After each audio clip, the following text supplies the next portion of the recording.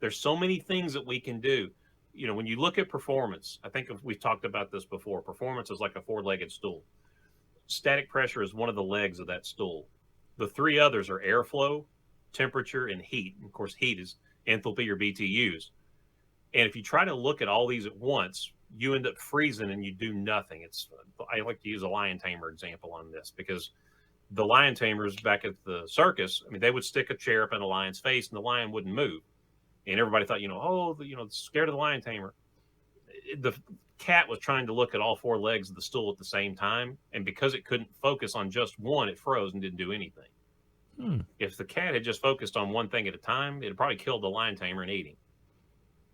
But when we do this stuff, if we don't focus on one principle and mastering it and then moving forward, we get all whacked out trying to focus on everything at once, and we don't do anything.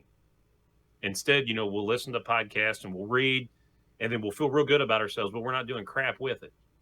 Take one thing and just start doing it and start learning. You learn by doing. Start with static if you guys are new on this. If you have started doing static and you're moving towards airflow, start adding BTUs to that. It's the natural progression. Airflow and temperatures, BTUs. Start looking at how your equipment's working. If you've got the equipment down, start looking at the system. So I'm talking about actually the ducts, everything that's attached to it. 4 temperature readings can tell you a lot about how a duct system's performing. Mm-hmm. If you take the temperature entering and exiting the equipment, the temperature, the farthest supply, farthest return, you'll see a lot about that duct system, especially if it's in worst case conditions. In the attic too. And there's a lot. Yeah, attic's huge. And you can even check moisture if the ducts are in a crawl space. There's all kinds of stuff that you can do with this, but you have to start somewhere. And that's why I push static so hard, because I know that's where we started, and I can only speak from my personal experience. That's where we started.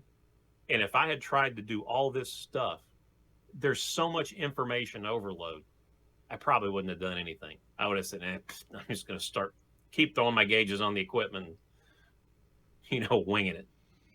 I think that's what you kind of just simplify your whole mindset, I guess, because you get all wrapped up like you're saying. And, there's a guy on YouTube and he just knows everything. And whenever he designs something, it comes out perfect. And what's the one step I can take to be that guy? Of course, that's not me. I'm not referring to myself. But there's so many knowledgeable people that you can look to. And they got that way one step at a time. They didn't just magically turn into, gurus.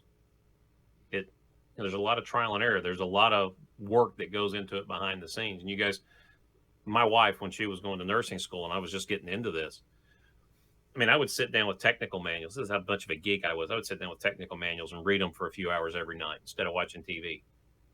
That's how I learned it. I'd read something in a technical manual, like, okay, I'm going to go out and do this tomorrow. That's how I learned it. And that's how you guys will learn it. What a nerd. It worked. It does work. It does work. A little bit of reading goes a long way, especially if you can do some hands-on and like the daytime and you take what you read and put it into action.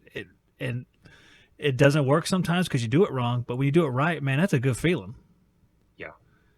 Yep. You got to act. You can't just read or listen. You have to go do it.